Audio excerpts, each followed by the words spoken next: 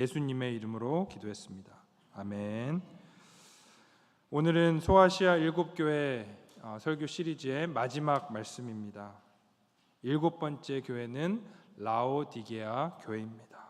이 교회를 향한 주님의 말씀을 살펴보면서 성령님께서 저와 여러분들에게 또 우리 교회에게 주시는 그 음성을 듣게 되기를 원합니다. 라오디게아는 교통의 요충지였습니다. 그 소아시아와 또 그 이후에 이제 동부 그 실크로드를 이어가는 상업과 또 은행업의 중심지가 바로 이 라오디게아 지역이었습니다. 또한 라오디게아의 땅은 매우 기름져서 목축업과 농업이 발달했습니다. 그래서 매우 번영하고 부유한 곳이었습니다. 라오디게아가 얼마나 부자 도시였는지를 잘 나타내주는 역사적인 기록이 있습니다. 주 60년경에 이 소아시아 지역에 대지진이 일어났습니다. 거의 모든 도시들이 다 파괴되었습니다.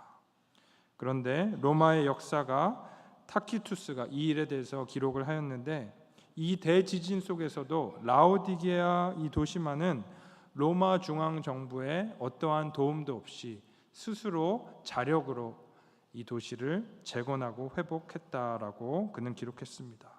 그 정도로 이 라오디게아는 돈도 많고 부유한 도시였습니다.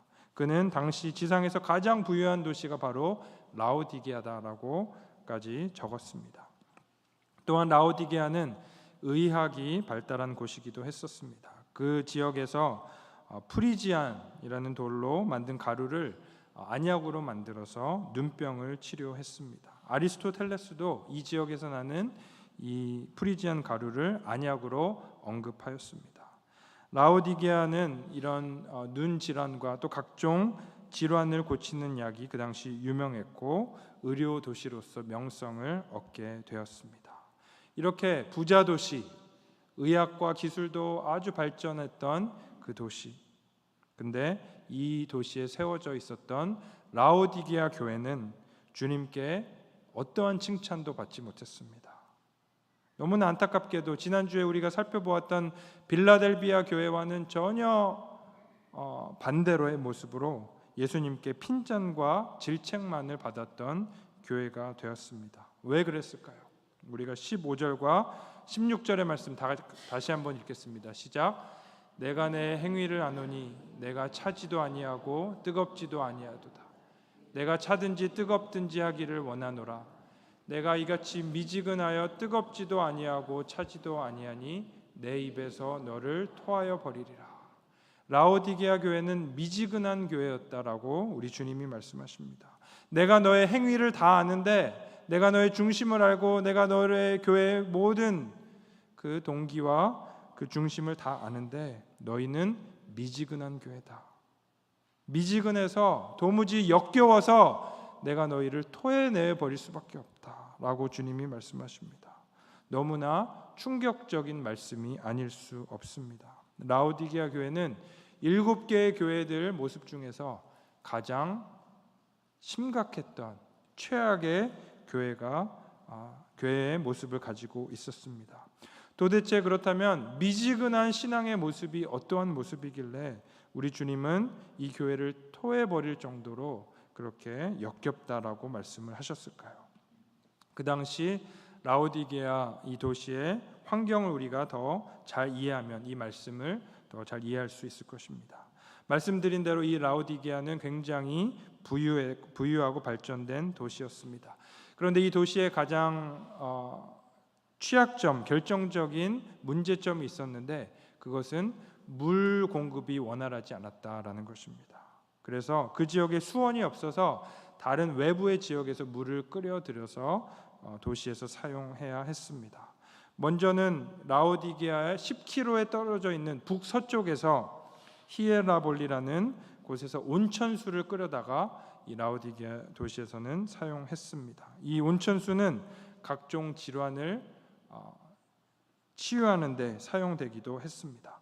또한 북동쪽 15km 정도에 떨어져 있는 곳에서는 골로새 뒤편에 만년설이 녹아 흐르는 곳이 있었는데 그 얼음물, 그 차가운 물을 라오디게아로 끓여들여다 식수로 사용하고 또 이 물을 사용했습니다. 그런데 이 온천수와 이 얼음물, 뜨거운 물이 수로를 통해서 10km, 15km 라오디게아로 들어오는 동안 뜨거움을 잃어버리고 차가움을 잃어버리고 미지근해졌습니다. 뜨겁지 않은 온천수는 더 이상 치료를 위해서 사용할 수 없었고, 미지근하게 데워졌던 냉수도 식수로 사용하기가 힘들었습니다. 더욱이 이 미지근한 물들은 라오디게아로 들어오면서 들어오는 동안 석회와 이게 섞여서 매우 텁텁하고 메스꺼운 물이 되어버렸습니다. 그 당시 로마의 문헌에도 라오디게아에 있는 그 미지근한 물은 굉장히 역겹다라고 표현이 발견될 정도였습니다. 오늘 예수님은 라오디게아 교회의 영적인 상태가 그 지역의 물과 똑같다라고 비유하시면서 너희는 뜨겁지도 않고 차갑지도 않고 미지근한 물과 같다. 라오디게아 교회에는 어떠한 이단의 유혹의 그런 어려움들이 있었던 것이 아니었고, 큰 핍박과 환난이 있었던 것도 아니었습니다. 그래서 변절한 것도 아니었습니다. 그들의 가장 큰 문제는 아예 처음부터 신앙인으로서 어떠한 열매도 맺지 못하고 살아가는 것입니다. 어떠한 행위도, 참된 그리스도인의 행위가 나타나지 않는다라는 것입니다. 세상 속에서 믿는 자로서 믿는 자의 모습이 나타나야 하는데, 빛과 소금의 모습이 나타나야 되는데, 그리스도인이라고 하면 그리스도의 모습이 그 안에 나타나야 하는데, 무늬만 그리스도인이지 그냥 좋은 게 좋은 거다 하며 세상과 똑같이 살아가는 모습을 가진 것입니다. 따라서 우리 주님이 질책하시는 미지근한 신앙의 첫 번째 특성은 무늬만 신앙인이다 하는 것입니다. 라오디게아 교회는 주님을 향한 뜨거운 사랑과 예배가 또 갈망과 열정이 없었습니다. 그리고 이 교회는 주님의 마음을 시원하게 해드리는 냉수와 같은 헌신과 또 봉사와 섬김이 없었습니다. 그들은 마치 이 태양빛에 아주 뜨거운 그 빛에 여러분 파킹을 해놨을 때 그 안에 이 물을 넣어놓으면 아주 미지근해져서 먹기가 힘들잖아요. 먹을 수 없잖아요. 그 미지근한 물과 같이 메스껍고 주님께 아무 소용이 없고 쓸모없는 무익한 교회였습니다. 하나님을 믿는다고 하면서도 여전히 세상의 가치와 세상의 자랑 가운데 빠져 있습니다. 자기에게 피해가 올 것 같으면 금세 무늬를 바꿔요. 그리스도인의 모습에서 싹 자기의 모습을 감춰버리고 관용과 은혜라는 이름으로 세상에 똑같은 그 가치를 추구하며 살아갑니다. 세상의 눈으로 볼 때도 저 사람은 정말 교인이 맞나, 그리스도인이 맞나 라고 바라볼 정도입니다. 신앙인으로 보이지 않는 것입니다. 교인이라는 이름은 있지만 행위가 전혀 없고, 그리스도인이라는 것을 말은 하고 다니지만 전혀 그 삶의 열매가 나타나지 않는 것입니다. 우리 주님은 이러한 미지근한 신앙을 가증스럽게 보시고 토해버리겠다라고 말씀하시는 것입니다. 사랑하는 여러분, 우리 주님은 이러한 미지근한 신앙을 싫어하십니다. 신앙인이라고 말하면서도 전혀 신앙인으로서의 열매를 맺지 못하고 살아가는 것을 우리 주님은 견디지 못하십니다. 사랑하는 여러분, 제가 여러분들에게 항상 뜨거워져야 된다, 광신도처럼 되어야 된다라고 말씀을 드리는 것이 아닙니다. 그러나 여러분의 목사로서 간곡히 드리고 싶은 말씀은 여러분 애매모호하게 그냥 미지근하게 신앙생활하면 우리 주님이 토해내실 수 있다 하는 것입니다. 여러분 이 경고를 받아들이셔야 합니다. 미지근한 신앙은 하나님의 말씀에 대한 진지한 성찰과 또 순종보다는 그냥 자신에게 이익이 되는 쪽으로, 다수에게 인정받는 쪽으로 항상 방향을 선택하고 이리저리 옮겨다니는 신앙입니다. 미지근한 신앙은 하나님의 말씀이 무엇인지 알지만 순종하지 않는 신앙입니다. 죄가 무엇인지도 알지만 죄를 끊어내지 않고 포기하지 않는 신앙인 것입니다. 라오디게아 교회는 세상에서 핍박받고 환난을 받았다는 어떠한 기록도 없습니다. 왜 교회가 세상에서 핍박을 받지 않아요? 세상도 품고 하나님도 품고 살았기 때문입니다. 세상에도 인정받고 또 하나님도 섬긴다라는 그 혼합주의의 신앙 가운데 빠져 있는 것입니다. 세상과 하나님 사이에서 두 마음을 품고 계속해서 이것도 아니고 저것도 아닌 미지근한 신앙의 모습을 한 것입니다. 사랑하는 여러분, 이런 교회와 성도에게는 결코 성령님께서 역사하실 수 없습니다. 무늬만 신앙인이 되는 것은 참된 신앙의 모습이 아닌 것입니다. 세상을 바꿀 어떠한 능력도 성령의 역사도 그 안에 없습니다. 영국의 침례교 목사님이셨던 찰스 스퍼전 목사님이 심호하셨던 런던 메트로폴리탄 교회라는 곳이 있었습니다. 그 당시 이 교회는 영국에서 가장 큰 개신교 교회였습니다. 1866년에 그 교회 소속 교인은 4,366명으로 집계되었는데 하루는 찰스 스퍼전 목사님 이렇게 설교했습니다. 사랑하는 형제 자매 여러분, 주님을 향해서 가슴이 뜨거운 사람 12명만 있다면 이 런던의 삭막하고 고독한 환경을 기쁨이 충만한 곳으로 바꿀 수 있습니다. 그러나 4,366명이 있다 할지라도 전부가 다 미지근한 신자라면 아무것도 할 수 없습니다. 사랑하는 여러분, 미지근한 신앙의 모습을 버리시기를 주님의 이름으로 축원드리겠습니다. 무늬만 그리스도인은 참된 기독교인이 아닌 것입니다. 세상과 하나님, 세속과 거룩 가운데서 그냥 갈팡질팡하면서 이도저도 아닌 그런 신앙의 모습을 하고 있다고 한다면 오늘 이 성령의 음성을 귀 기울이시기를 축원드리겠습니다. 여러분 안에 영적인 각성이 일어나고 정말 주님 앞에 결단과 순종의 열매 맺는 귀한 신앙의 모습이 회복되기를 축원드리겠습니다. 계속해서 성경에서도 두 마음을 품으면 어떠한 일에도 정함이 없다라고 말씀하고 있습니다. 여러분, 영적인 미지근한 모습을 다 내어버리고 하나님을 기쁘시게 하는 참된 신앙을 회복하시기를 간절히 축원드리겠습니다. 두 번째로 미지근한 신앙의 특성은 하나님 중심이 아니라 사람 중심, 자기 중심의 신앙입니다. 우리 17절의 말씀 같이 한번 읽겠습니다. 시작. 내가 말하기를 나는 부자라 부요하여 부족한 것이 없다 하나 내 공고한 것과 가련한 것과 가난한 것과 눈먼 것과 벌거벗은 것을 알지 못하도다. 라오디게아 교회의 모습은 하나님 없어도 괜찮은 신앙, 스스로 만족하는 신앙인 것입니다. 주님은 이들이 자기 만족과 자기 도취에 빠져 있다라고 지적하십니다.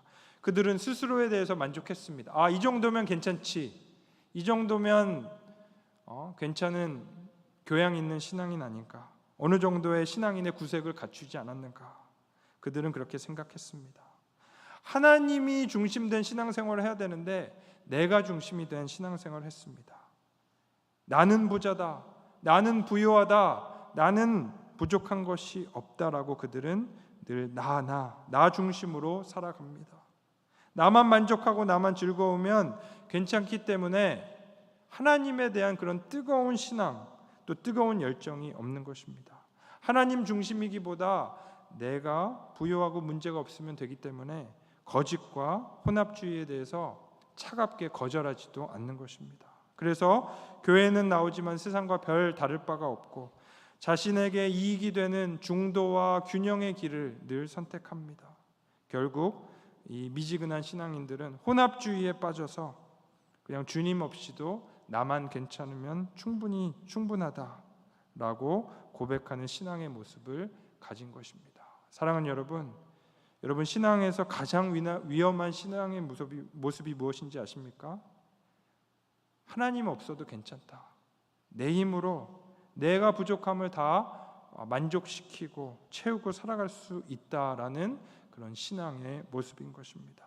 이 자기 중심의 신앙의 모습을 한 사람들은 자신이 어떠한 모습을 가지고 있는지 결코 깨닫지 못합니다. 자신은 문제가 없다라고 생각합니다. 그래서 주님 없이서도 자기의 힘으로 살아갑니다. 부족함이 없기 때문에 자신의 힘으로 살아가기 때문에 주님을 찾지도 주님을 간구하지도 않습니다. 그렇기 때문에 신앙의 열심도 없습니다. 미지근하게 신앙생활을 하게 되는 것입니다. 자기 중심의 신앙의 모습, 하나님 없이 살아가는 그 신앙의 모습, 그것이 바로 라오디게아 교회의 모습이었습니다. 우리 주님은 이 스스로를 부유하다라고 여기는 이 교회, 그렇지만 그들의 영적인 실상은 공고하고 비참하고 가련하고 영적인 소경과 같다라고 주님은 지적하십니다.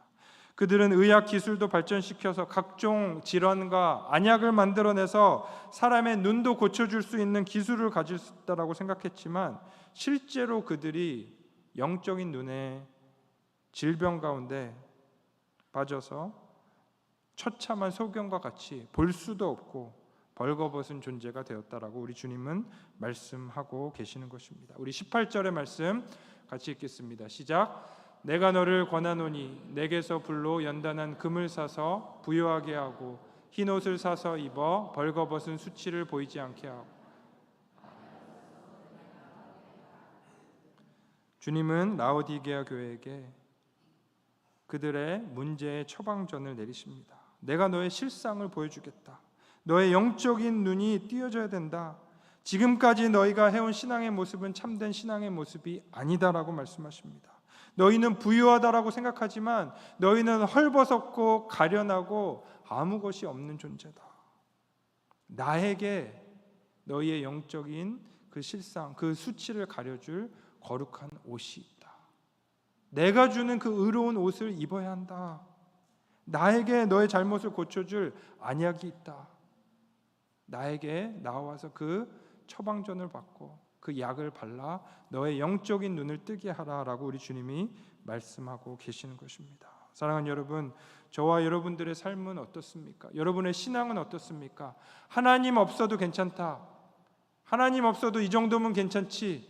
하나님 없어도 이 정도면 성공했지.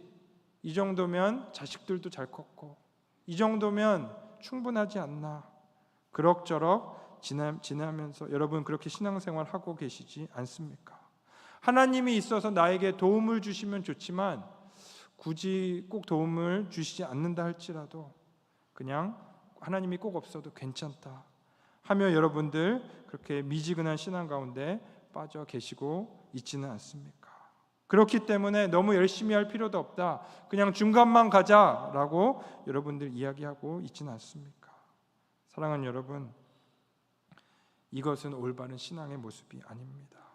나 중심이 아니라 하나님 중심의 신앙으로, 여러분의 필요에 따라 움직이는 신앙이 아니라 여러분이 손해보고 여러분에게 이익이 되지 않고 여러분 누가 알아주지 않는 그 십자가의 일을 간다 할지라도 말씀의 중심으로 여러분 신앙이 변화해야 할 줄 믿으시기 바랍니다. 매일매일 주님 없이서는 살아갈 수 없습니다. 매일매일 주님과 동행하는 저와 여러분들의 신앙의 모습이 회복되기를 간절히 축원드리겠습니다.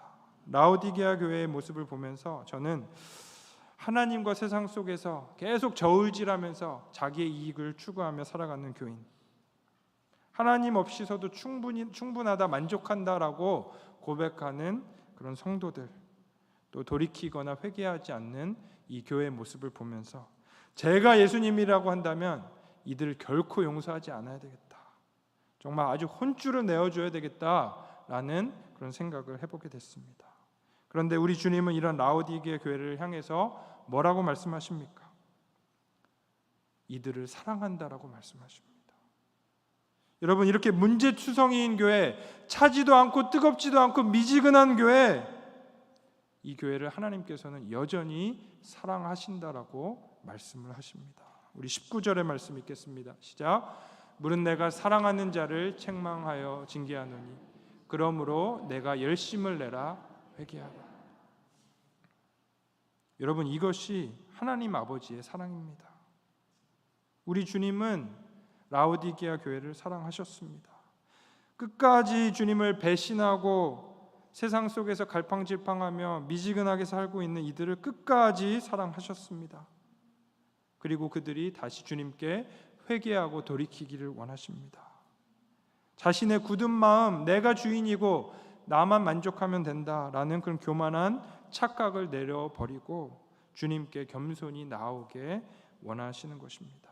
그렇기 때문에 이렇게 무섭게 내가 너를 토해버리겠다라고까지 강하게 말씀하셔서 그들이 돌아오기를 원하셨던 것입니다. 사랑하는 여러분, 이 아버지의 사랑, 하나님의 영원한 사랑 가운데 우리가 돌아가기를 원합니다. 하나님은 그분을 뒤로하고 세상을 더 사랑하는 모든 인간, 하나님이 주인이 아니라 내가 주인이고 세상을 주인 삼아 살아가는 모든 죄인을 끝까지 사랑하셨습니다. 우리의 그런 죄를 용서해 주시기 위해서, 우리에게 다시 기회를 주시기 위해서 하나밖에 없는 아들 예수 그리스도를 이 십자가에 못 박아 죽게 하신 것입니다. 여러분 때문에, 나 때문에, 내가 받아야 될 형벌 때문에 내가 죽어야 되는데 예수님이 대신해서 그 십자가의 죽음의 자리에 죽게 되신 것입니다. 저와 여러분을 너무나 사랑하셔서 여러분의 죄를 예수님께 대신 지게 한 것입니다. 여러분, 우리가 미지근한 신앙을 회복하기 위해서는 예수님의 이 십자가의 사랑을 회복해야 합니다.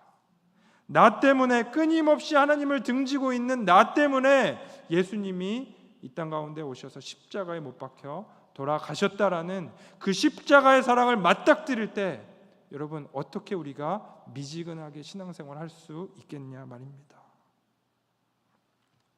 요한일서 4장 9절에서 10절은 이렇게 말씀합니다. 우리 같이 읽겠습니다. 하나님의 사랑이 우리에게 이렇게 나타낸 바 되었으니 하나님이 자기의 독생자를 세상에 보내심은 그로 말미암아 우리를 살리려 하심이라. 사랑은 여기에 있으니 우리가 하나님을 사랑한 것이 아니요 하나님이 우리를 사랑하사 우리 죄를 속하기 위하여 화목 제물로 그 아들을 보내셨습니다. 사랑하는 여러분, 그 주님의 십자가의 사랑을 체험하시고 그 사랑에 반응하시기를 주님의 이름으로 축원드리겠습니다. 그 사랑에 합당한 반응은 내가 죄인임을 인정하는 것입니다. 내가 죄인임을 인정하고 주님 앞에 돌이키는 것이 바로 회개입니다. 예수님을 여러분의 삶의 주인으로 모셔드리는 것입니다. 여러분의 그 마음의 문을 열고 주님을 주인으로 모셔드리고 또 주님이 여러분의 삶에 들어와 동행하며 삶을 살아가시는 것입니다. 사랑하는 여러분, 주님을 영접하시기를 주님의 이름으로 축원드리겠습니다. 한번 영접했다고 끝나는 것이 아닙니다. 영접 기도 한번 했다고 끝나는 것이 아닙니다. 끊임없이 내가 주인의 자리에 올라가는 나의 죄성을 매일매일 주님의 십자가 앞에 못 박고 주님, 내 삶의 주인으로 임하여 주시옵소서.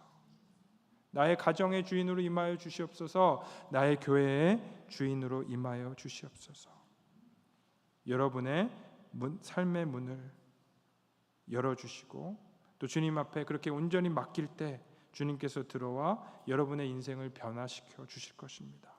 정말 그분을 간절히 뜨겁게 사랑하는 인생으로 하나님께 영광 돌리는 주님의 마음을 시원하게 해드리는 그런 인생으로 변화시켜 주실 것입니다. 우리 20절의 말씀 제가 한번 읽겠습니다. 볼지어다 내가 문 밖에 서서 두드리노니 누구든지 내 음성을 듣고 문을 열면 내가 그에게로 들어가 그와 더불어 먹고 그는 나와 더불어 먹으리라. 사랑하는 여러분, 우리 주님은 여러분의 마음 문 밖에 서 계십니다. 그리고 여러분의 문을, 마음의 문을 두드리고 계십니다. 그런데 여러분 꼭 기억해야 될 것이 있습니다. 우리 주님은 결코 강제로 문을 열고 들어오시지 않습니다. 여러분이 그 문을 열어드리지 않으면 예수님은 결코 억지로 그 문을 열고 들어오시지 않습니다. 여러분이 그 문을 열어드려야 합니다. 여러분이 예수님의 그 십자가의 사랑에 반응해야 하는 것입니다. 여러분, 우리가 해야 될 일은 다른 것이 아닙니다. 여러분, 신앙생활은 다른 어떠한 특별한 애쓰고 우리가 주님 앞에 우리의 공로를 드러내고자 노력하는 것이 아닙니다. 우리가 해야 될 것은 단지 우리의 마음의 문을 주님께 열어드리는 것입니다. 마음의 문을 활짝 주님께 열어드리는 것입니다. 나는 할 수 없습니다. 주님, 나는 주님을 온전히 사랑할 수도 없고 헌신할 수도 없습니다.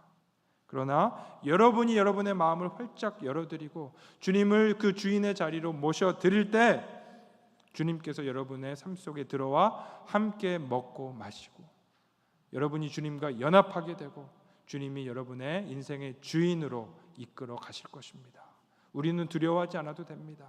헌신할 거 걱정하지 않아도 됩니다. 그때마다 주님께서 때를 따라 돕는 은혜를 허락하시고 또 우리가 할 수 없는 놀라운 성령의 역사를 증거하게, 증인으로서 목도하게 하실 것입니다. 사랑하는 여러분, 그렇게 주님을 받아들이시고 주님과 동행하시는 저와 여러분들 되시기를 간절히 축원드리겠습니다. 오늘 주님은 스스로를 어떻게 소개하고 계십니까? 14절의 말씀 같이 읽겠습니다. 시작. 라오디게아 교회 사자에게 편지하라.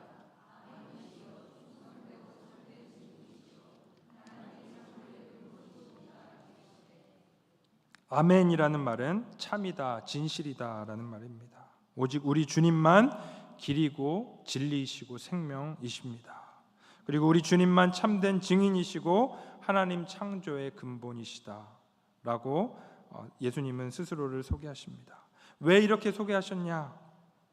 이러한 모습이 라오디게아 교회에게는 전혀 찾아볼 수 없었습니다. 이런 모습이 온전히 부재했기 때문에 주님은 이 라오디게아 교회에게 주님이 어떠한 분이신지를 말씀하십니다. 그들은 자신이 참이고 진리인 줄 알았습니다.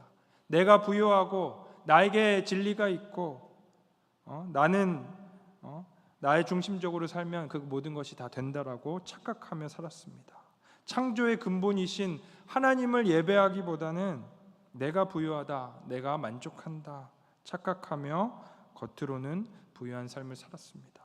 그러나 주님은 이렇게 심각한 영적인 병에 걸려 있는 이 라오디게아 교회에게 나만이 참된 진리고 나만이 참된 치료자이며 나만이 하나님의 참된 증인으로서 창조의 근본으로서 너희들이 주인으로 모셔야 될 뿐이다라고 선포하고 계시는 것입니다. 사랑하는 여러분, 우리가 주님께로 돌이키기를 바랍니다. 주님이 바로 아멘이시고 충성된 종이시며 하나님의 창조의 근본이심을 기억하시기 바랍니다.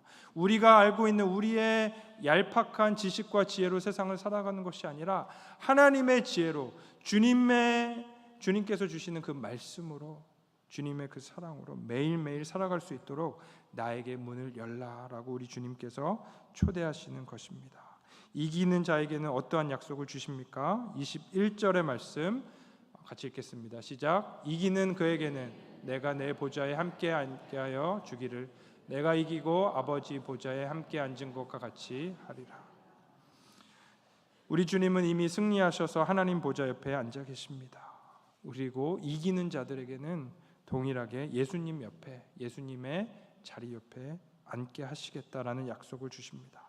오직 이기는 자들에게만 주님과 함께 다스리는 특권을, 주님과 함께하는 영광스러운 그 보좌의 자리를 약속받게 되는 것입니다. 이제 말씀을 맺겠습니다. 여러분, 라오디게아 교회의 모습은 지금 현대를 살아가고 있는 이 시대, 이 현대의 오늘날 교회의 모습과 너무나 유사한 점들이 많이 있습니다. 현대 교회는 그 어느 때보다 부유하고 잘 살고 있습니다. 지식적으로는 어느 때보다 뛰어나고 또 이 세상에 특별한 박해와 핍박도 없습니다.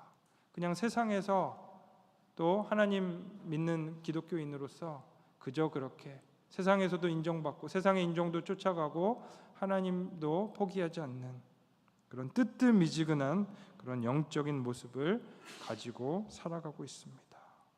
여러분, 그런데 이 라오디게아 교회에서 모습에서 볼 수 있듯이 이 시대의 이 현대 교회의 가장 무서운 적은 혼란과 핍박보다는 영적인 미지근함인 줄 믿으시기 바랍니다.